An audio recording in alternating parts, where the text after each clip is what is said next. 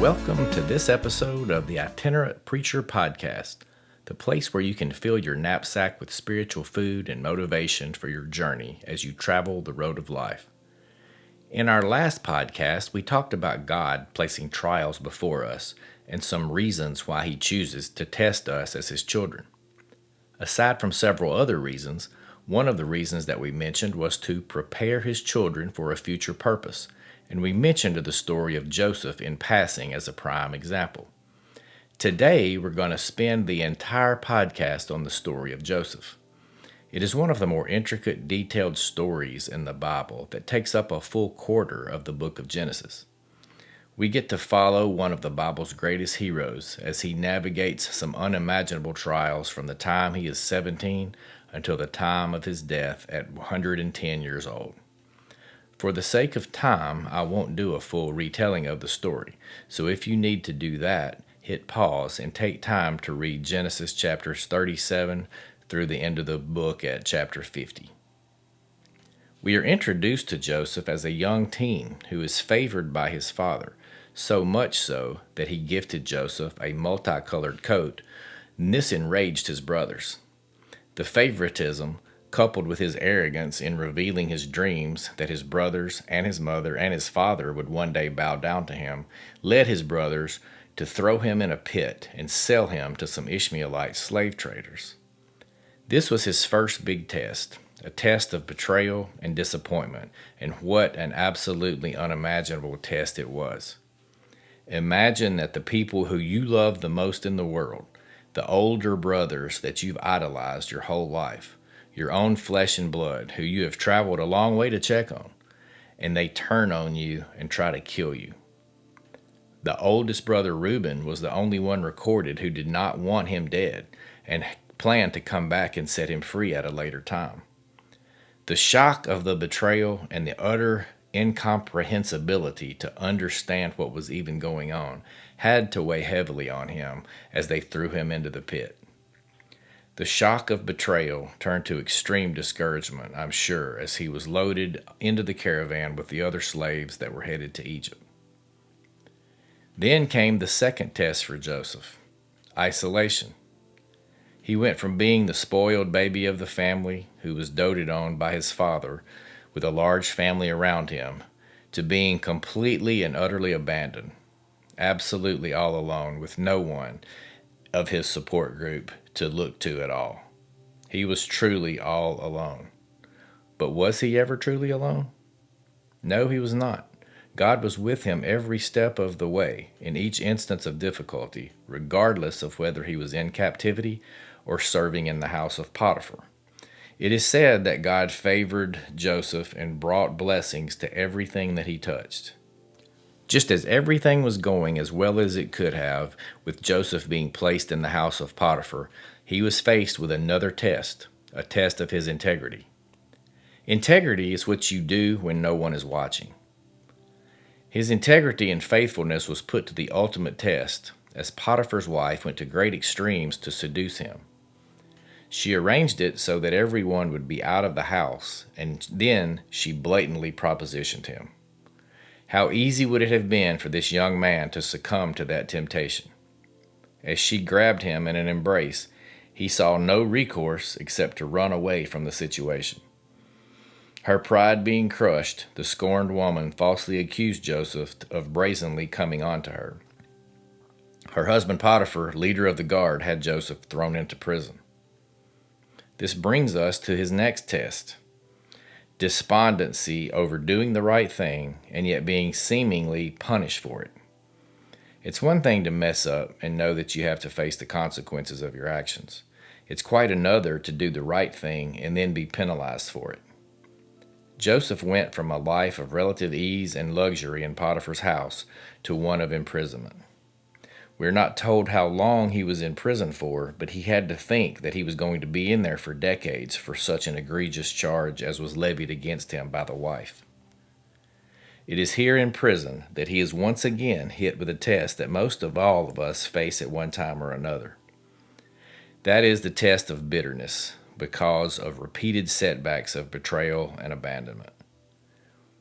In jail, he correctly interprets the dreams of the cupbearer and the baker. Ecstatic by the good news that his life would be spared and that he would be reinstated to his position, the cupbearer promised Joseph that he would remember him and he would put in a good word for him and get him out of jail. Instead, he completely forgot about Joseph, who had to remain in jail an additional 2 years before the cupbearer ever mentioned him to Pharaoh. It was then, after enduring years of setbacks and heartaches, and physical and mental and emotional and spiritual tests, which he passed flawlessly, did God reward him with purpose and success. After he successfully interpreted Pharaoh's dreams, Joseph was placed second in command over all of Egypt, giving him riches and power that were unimaginable to him just a few years earlier. God had chosen him, tested him, and promoted him for the purpose that he was assigned to do. But do not think that the tests will cease just because you enjoy some measure of success. In fact, the opposite is true. I dare say you will face more tests the more success that you enjoy. Both the biblical narrative and historical narratives are fraught with plenty of examples of people who were at the pinnacle of success and then failed the tests placed before them. Joseph, however, did not falter. He was given a test to see if his heart was truly a loving heart or a vengeful heart, as his brothers came to Egypt during the famine to buy grain. Imagine the hours in cages and in shackles and in jail cells that he spent thinking of the betrayal that he had endured. It would take a godly man with a very pure heart not to exact revenge. And while he played with their emotions and he did toy with them, he ultimately wept and embraced them as brothers after he had identified himself. As Joseph's brothers feared he might seek vengeance, he responded by saying, "Do not be afraid. Am I in the place of God?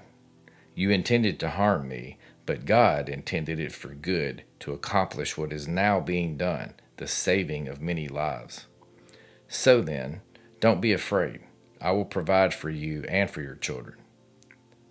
This statement conveyed his forgiveness and understanding of God's greater plan.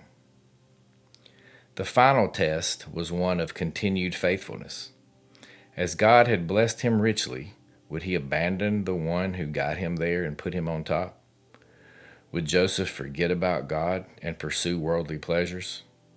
It appears that he was faithful to the end, making his brothers a promise that God would come to their aid to take them up out of the land of Egypt. Even though he went through the ritual of Egyptian embalmment, he made his brothers promise to bring his bones up out of Egypt and to bring them to his homeland. The practical lessons from this narrative of the tests that were placed before Joseph are many. This is an extraordinary story, a multi-decade plan that God had in order to save countless lives from a worldwide famine and to place his people in Egypt, where he wanted them. Joseph was his desired vessel to make that happen, but first he had to test him to see if he was worthy.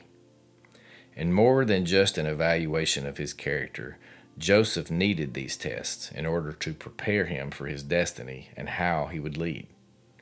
The take-home lesson for us is that God will use us in this way if we will let him. Will he let us become second and in command of an entire nation? Probably not. But we can become leaders and influencers of others in our own little world. But first, we must pass the test. What will you do when the ones closest to you betray you? When your significant other cheats on you? When your family abandons you? When your best friends forget about you? God forbid that you ever reach the point that Joseph did where he had no support group whatsoever. But if that happens, will you have the strength to lean on God Almighty? If you continue to do what is right, and yet you get sand kicked in your face, and you're sent to the back of the line, and you have to endure pain and hardship, how will that affect you? Will you keep on going and doing what is right, or will you grow bitter? If you do endure, and God shows favor your way, will you be smug and become self-righteous about your blessings and rub it in others' faces? Will you seek revenge on those who caused you pain if you have the opportunity? Will you use the blessings that have been given to you as an excuse to forget about God because you don't need Him anymore? Or will you remain faithful and give Him glory and servitude until your final breath? Some of us will not be tested in this manner to this extent throughout our entire lives, but rest assured, you will be tested. So prepare now how you will react when the test time comes. I thank you for tuning in today. That's all the time we have. I ask that you share this YouTube channel with your friends if you think it can profit them in any way. Until next time, we'll see you again from the Itinerant Preacher.